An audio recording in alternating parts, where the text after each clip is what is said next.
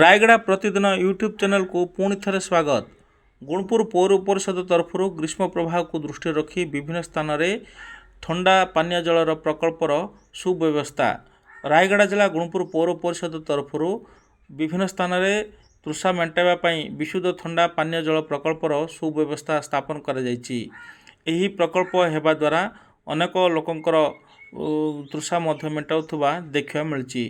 विभिन्न जनगहलीपूर्ण स्थान में यही विशुद्ध पानीय जलर प्रकल्प बसाई देखा मिली। ए दृश्य हूँ गुणपुर उपजिलापाल कार्यालय निकटर दृश्य। एठारे अनेक लोक मैंने यही विशुद्ध ठंडा पानीय जल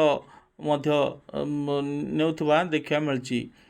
प्रबल ग्रीष्म प्रवाह दृष्टि रखी गुणपुर सहर विभिन्न स्थान में ठंडा प्रकल्प पानीय जल कहुई। पानीय जल पाई विभिन्न समय लोक मैंने दाबी करते। तेबे विक्रमपुर छक, त्रिनाथ मंदिर छक, ग्रामदेवी मंदिर छक, नूतन और पुराना बसस्टाण्ड भली जनगहलीपूर्ण छकरे प्रकल्प स्थापन करने सह गुणपुर बाईपास छक, महाविद्यालय छक एवं विभिन्न स्थान में ठंडा पानीय जल प्रकल्पर स्थापन कर देखा मिली।